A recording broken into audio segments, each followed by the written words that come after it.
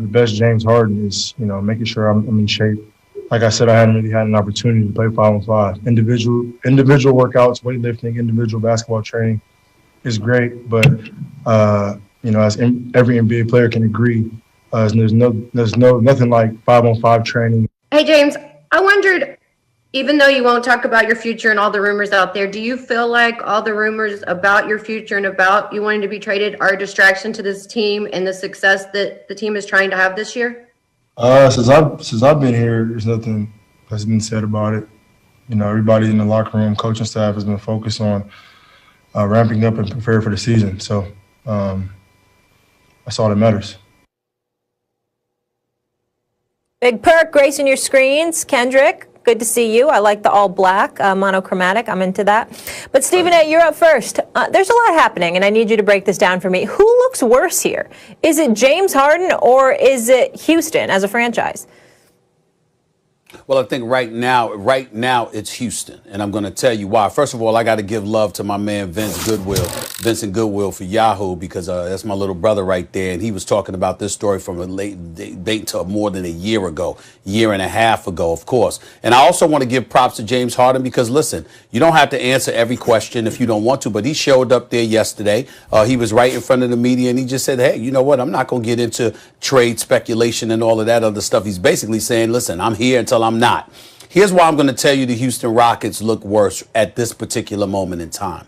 With Daryl Morey being gone, with Mike D'Antoni being gone, one could easily surmise that the culture that exists within the Houston Rockets that we're all lamenting was primarily their fault because they allowed it to take place. And that's really what this comes down to. If they were still there and that's just the way that they do business, then we can look at James Harden and we could say, why would you be taking advantage of these perks? Why would you be exercising your power in that way? And to some degree, we still could say that. But the only reason why I say the Rockets primarily instead of James Harden is that if this is the culture that you allowed, you're a superstar, you bring stuff to the table. We missed the playoffs the previous 3 years before you arrived. We've been in the playoffs ever since. We've been championship contenders. We've been to the conference finals twice. You're a 3-time scoring champion. You're a league MVP. And not only that, minutes played, playing through injuries, games played, etc. He's right up there with the best of them. So if you take all of those things into consideration, no one can accuse him for not doing his job. And if everybody wants to complain about the culture, well, who's responsible for the culture ultimately?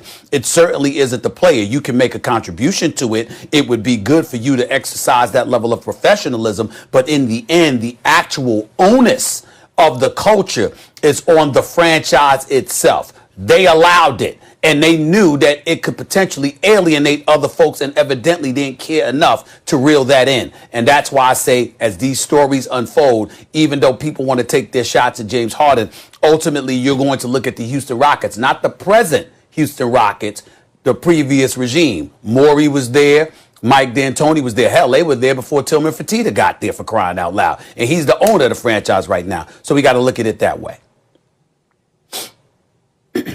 The Rockets look worse than James Harden right now. First of all, this is how business is done in the NBA. The owners have a monopoly, de facto monopoly, and so they have huge leverage in the CBA negotiations, right? They get a lot their way. But the other side of that is if you're a superstar, you got a lot of clout, and you can force the hand of a lot of teams. Because the fact is it's almost impossible to win a championship without at least one superstar. Superstar, not an all-star, superstar. And Harden's a superstar. Who looks worse right now?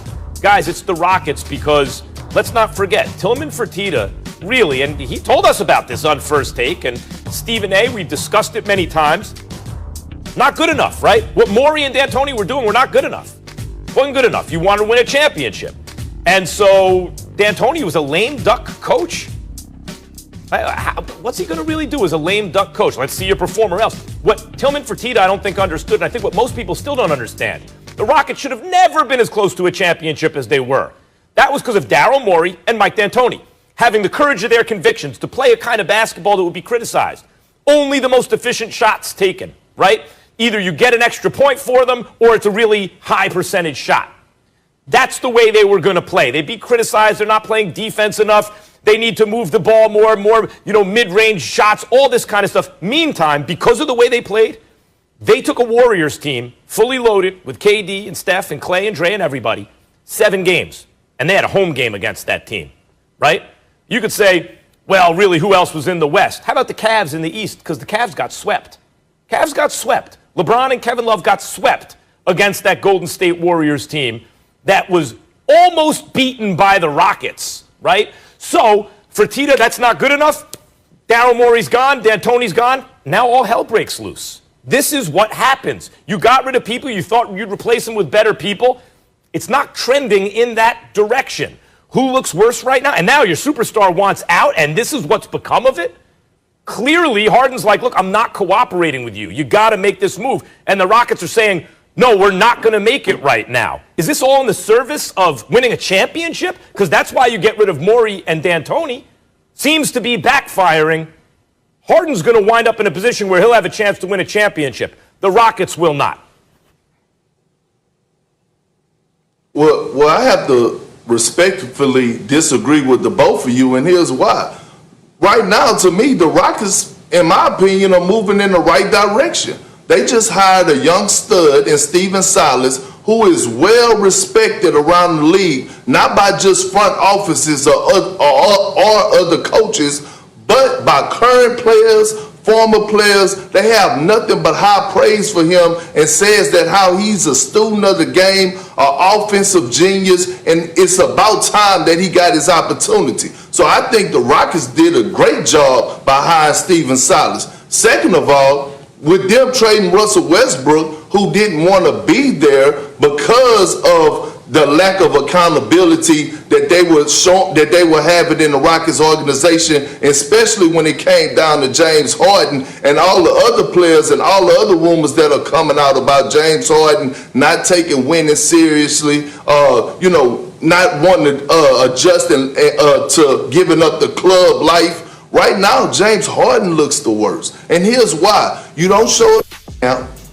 Then when you do show up to camp, you show up to camp late. And then when you do show up out of shape. And this is what I was trying to tell you and Max, Stephen A., when I was trying to have virtual school about a couple of shows ago, and I told y'all that James Harden has to go out on the court and perform at an MVP type level, because guess what? Guess what the rumors are circling now around the front offices of organizations and what GMs are talking about that probably had interest in acquiring James Harden. They're saying, should I give up a young star and my assets for James Harden, who might come in and tear down the culture, who might complain because he might not get things, or might just shut down because things might not go his way, or might be a bad example on the younger guys that's already here? We don't want that. So with that being said, it's on James Harden. Because the Rockets, in my opinion, you get back John Wall, who's happy to be in Houston.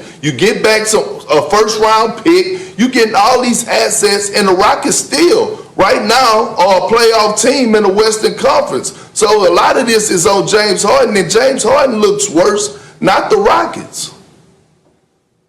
Well, I don't agree with you that he looks worse than that. I don't disagree. Hold on, Max.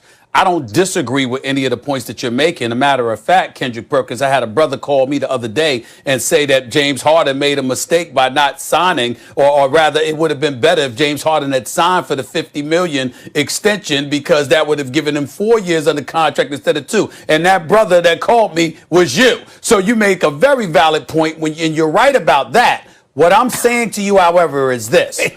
If you look at the Houston Rockets, because of the culture that they allowed, that's the reason I'm pointing out how that is a problem for the Houston Rockets right now, looking worse. Because people are looking at them, and it's not just James Harden, but you're also looking at them under the regime of Daryl Morey and said, is this what you allowed to transpire? I mean, you're catering to your stars to that degree? And it's a star that may not be putting forth the due diligence in terms of rallying the troops, galvanizing the troops. Because I don't think anybody can question James Harden's effort on the court, his commitment to playing at a high level. I don't think anybody can question that about him. He shows up every night, and he's the real deal. We know that about him. But the flip side is that when you're the leader in the face of a franchise, you got to do a little bit more than that in order to galvanize the troops around you. And part of the reason that might have gotten in the way is the Houston Rockets. This is why Harden actually doesn't look worse. If you look, wait. This is This is why Harden doesn't actually look worse, guys, because everyone knows this is the superstar's leverage. If he's a malcontent, if he doesn't want to be there, he's going to be unhappy. And what happens is the rest of the league knows that's a distressed asset. Perk, even if you're right, and to some Harden looks worse, in fact, what that's going to do is further devalue him in a trade, making it easier to get to where he wants to go. Because they're not going to keep a disgruntled player all year. They just won't. They won't do well as a team if they do that. And so, you know who's smiling right now? You know who's sitting there smiling? Daryl Morey. If what you're saying is true, Daryl Morey is sitting back laughing, going, oh, okay, no one wants him? Bet. Okay, here's our offer. Great. Come on, James Harden. Join Embiid and Simmons. Daryl Morey is laughing right now if what you're saying is true. Oh, you think that's just how it happened, Max? Let me tell you something. I talked to 3 general managers over the last 3 days, and they all had the same question about James Harden. Would I be crazy to trade for him and give up this person or give up this person or give up these assets and bring him to this organization knowing what he brings off the court? Asking me questions about him. This is not something that I'm making up, Max Kellerman. I'm telling you something that I know. So turn your video on your laptop and listen to me as I'm teaching you and schooling you about what's going on. And what's happening right now is the front offices are looking at Dennis Rodman, looking at James Harden like the modern day Dennis Rodman. He wants to be the rock star. And look, Dennis Rodman was a rock star